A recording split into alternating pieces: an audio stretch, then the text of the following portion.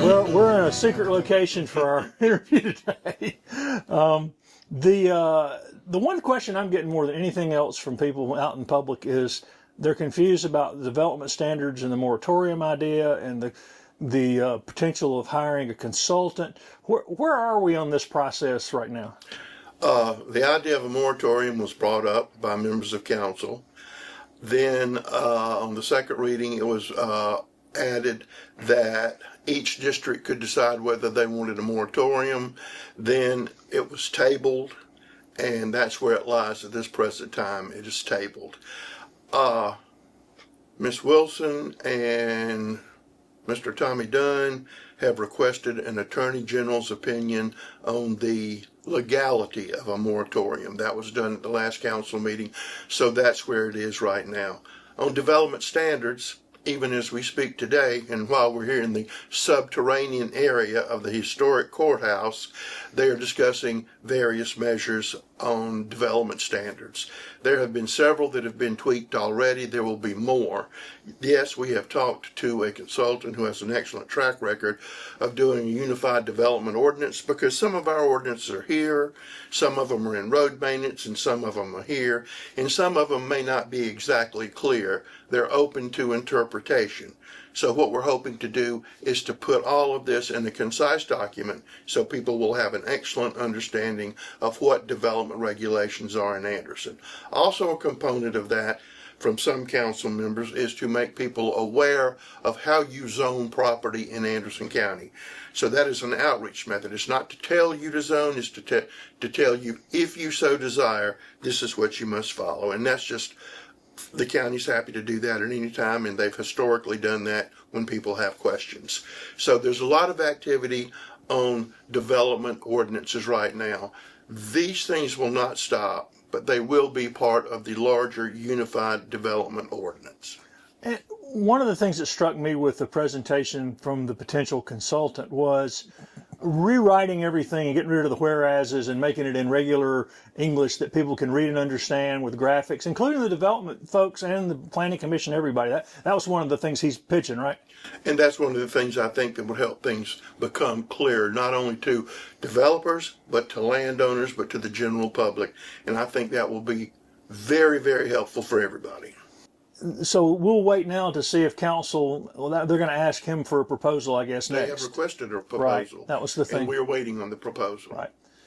If that's successful, I wonder if we could find somebody down the road to rewrite all the ordinances and get rid of the whereases. Well, we do codification of all the ordinances on a regular basis. Right. Those are every ordinance in the county. But this, because it's such a sensitive area, requires special treatment.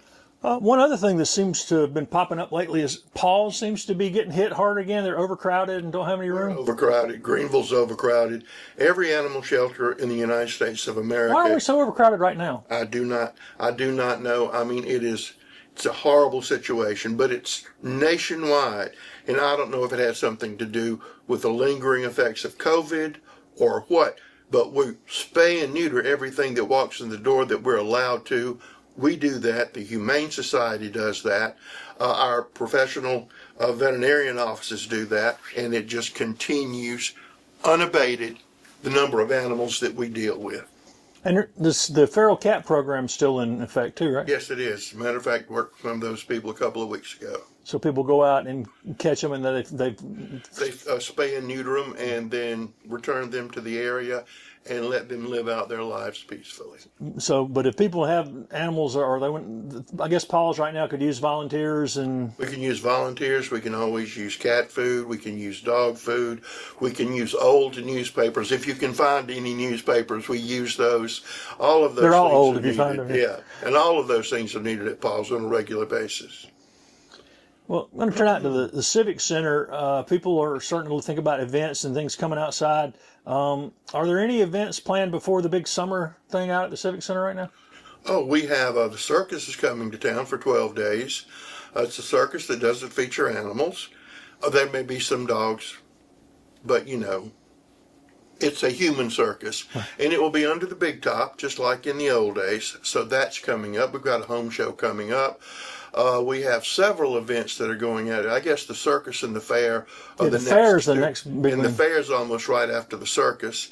And we started planning this year, not for this Easter, but we're planning next year for a massive Easter egg drop. And we don't know whether we're going to drop them from a balloon, hot air balloon shaped like a bunny rabbit, or we're going to do it with a helicopter and have the Easter bunny parachute out of the helicopter. But we're working on it. We'll revisit that We'll next revisit spring. that next spring. The fair, how's the fair been doing in recent years? Great. It grows every year. They pay us a substantial amount of money to rent the space. Everyone seems to enjoy it, and everyone seems to look forward to it.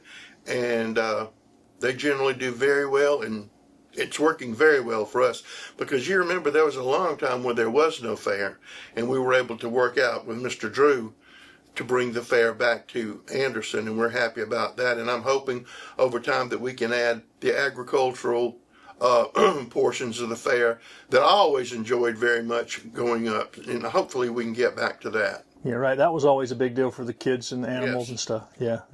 Do you think the county needs a new entertainment venue for indoor concerts and plays and other events? I wish that we had a venue. There's a building on Main Street that I wish we had. You know that people such as yourself attend events at the old high school in Walhalla. Abbeville has the historic Opera House. Newberry has their Opera House. And there's a circuit of entertainers who follow that. It's a smaller venue, but they bring in a lot of really good people. I think that would be very successful in downtown Anderson. But that's not something the county can do. Right now, our entertainment venue, which we had a tour of this morning, is the new Anderson County Detention Center.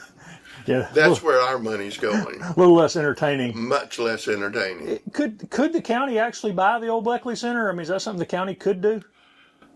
It would have to be a partnership. It would have to be a partnership. The ideal situation would, if Mr. K wanted to do that, to sell it to somebody who was in that business. Because with that location, I think it just worked wonderfully well. But easy for me to say because it's not my money. Right. And it'd be like, Spartanburg's got the Civic Center almost downtown. I mean, it'd be our Civic Center. Yes. I mean, for concerts and stuff. Yeah. Because people forget as much as it's grown out at the Civic Center, the amphitheater was an afterthought. It wasn't even planned when the place was built. Well, it was planned a long, long time ago. But not when it was built. It was not even, No, that original crew didn't even. No, but all of that property was from that moment when we cleared the stockade out and moved Cool Hand Loop to another location. That property was always going to be reserved in perpetuity. You know how the county got that property? It's a fascinating story. We got it as a debtor's place for them to settle. But I'm not going to spoil anything because that's going to be in the upcoming history of the Civic Center property and a companion piece to the 200th anniversary book on the history of Anderson County. And Rich Otter is working. Mr. hard Otter's on working diligently on both of those. He's one of our last village elders there. Yes, he is. The other thing that everybody's talking about all the time, and I'm sure y'all get tired of hearing it, but it's never going away, is roads. Where are we on the road commission? Hopefully on the next county council meeting will be the first reading on that ordinance to once again put it before the public, which would exclude groceries, which would be a penny sales tax. It would be for a limited period of time, and it would go exclusively to roads and bridges. It wouldn't go to entertainment centers or to Buc-ee's or anything else. It would be strictly maintaining the 1,550 miles of Anderson County roads and bridges. And there's a commission that would also work with the towns, and it would be a commission. 3 people would be appointed by the county council. The law says the largest municipality would appoint the other 3, and so the city of Anderson, who we've already met with, would then appoint three members of that committee. And this money, if this passed, would be used for all the towns and the county roads. Every town, every county. When will the work begin on the Exit 27 ramp update? We just finally secured the final amount of money, $600,000, that we're getting from ANATs. That's not the name, but that's what I still call it. So they finally filled the last gap for us. Then about $11 million federal grant, and then a huge hundreds of thousands of dollars contribution from TTI. The plans are ready, so we should be there. I'd say start work within a year. In Clemson Boulevard right now, they're working on that exit right now. And that will not only include a longer ramp, but also a cut across road for Yes, use by trucks and stuff. absolutely. How about the sewer update from exit 14? Exit 14, that's live now, and the 6 and 20 wastewater treatment plant is now in mothballs, and all of that is going to the 2 city treatment plants that we're in partnership, or rather, we own capacity in those plants with the city. So those are 2 big things we've done. Plus, we are still looking at finishing up some other sewer projects. We really want to extend sewer lines, Highway 24, because you've got some people in some houses and some developments over there who desperately need sewer because they have private systems, and those private systems are not in good shape. And because they're very close to the lake, it would be environmentally sound for us to extend our sewer lines in that area to get them off of those old, antiquated sewer treatment systems. And back to exit 14 before we leave it, is there a lot of interest in development out there now? Yes, there's a lot of interest. Now that sewer's live and ready Yep. to go? Yep. Any announcements coming anytime soon? Not this week. Not this week. Any other announcements on the horizon we hadn't talked about lately? We got a couple coming up. We're not ready to do it, but we've got some hopefully very exciting things that are going to come to pass here probably in 4 months, I'm hoping. Really interesting things that people tell us all the time they wish that we had. So hopefully everything's going to go well there. And some of the things that were announced like last year are now finally hiring. There's a lot going on. It's just they're hiring people, and people are leaving our incubator. Vertiv is now leaving the incubator space that out at 1428, and they have the plant, and then they have the plant up the road, so they're expanding greatly because they make in essence switch gear for special purposes, and so they're doing wonderfully well. So another successful birth from our business incubator soft landing zone. we're also kind of getting into that time of year, the great Anderson County cleanup. That's fixing to start. It's already taking place in some places. Honeypath's already had theirs. Pendleton's is coming up. Mr. Glenn Davis was out picking up trash last Saturday. I don't think Mr. Glenn Davis, Councilman Glenn Davis, has had Saturday off in some time. So, yeah, it's taking place all around the county. We had a shred day at 1428 already, and everybody's picking up and cleaning up Anderson County. That big greater cleanup event's coming up for early April, right? Correct, yes, sir. And do you know how much trash has grown as the county has grown? How much? I can tell you that it has increased tremendously. Mr. Greg Smith, who is over solid waste and all of those operations and does a fantastic job, can probably tell you to the ton. But the amount of landfill we need is continues to grow, and yes, it's going to continue. And the convenience centers continue. I just from being out at them, I can see how busy they. I mean, they're busy all the time. They get backed up. Another thing coming up pretty quick is the airport playground grand opening. Really That's happy been a long about time that. coming. On April the 12th, I believe it's at 10:30. We're going to have touch a truck, but we're also going to have touch a bulldozer, touch a crane, touch a backhoe. All kinds of equipment's going to be out there. We're going to open the gates to the playground. You'll be able to see where the bathroom's going. We worked on that today. And then where the other extension with that will be, we will be giving hot coffee away to all the parents who want to attend. And we're going to have some other things and aviation related things out there. So it ought to be a big fun morning that day. And it's a Saturday morning, so everybody can come out and see.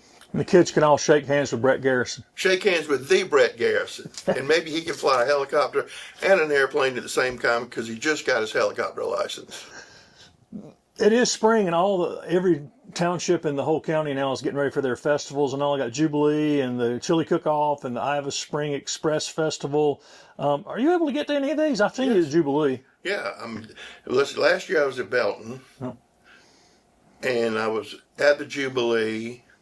And I was in Williamston. I hit as many of them as I can because I enjoy them. I like that.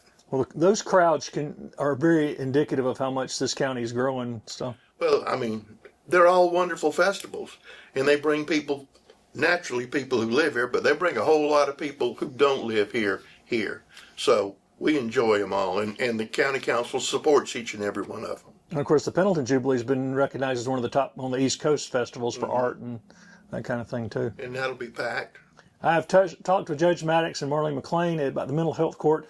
It's been up and running now, and they're seeing success. And Judge Maddox says it's the most satisfying thing he's ever been a part of as a judge. Well, it's going wonderfully well. It's still in its embryonic stage, but it's already saving people's lives and affecting people's lives. The county wrote a grant to get that started as part of the Criminal Justice Coordinating Committee, which they've had several successes, instrumental in making people aware of the need for the jail, and also with this mental health court. And it is a place where you can be diverted from going down the criminal path, where you're in a strict program where you get support, counseling, and assistance. And if you complete that, you don't have a record, and it's already helped people get on the straight and narrow, and it's absolutely wonderful. And it's just only going to continue to get better.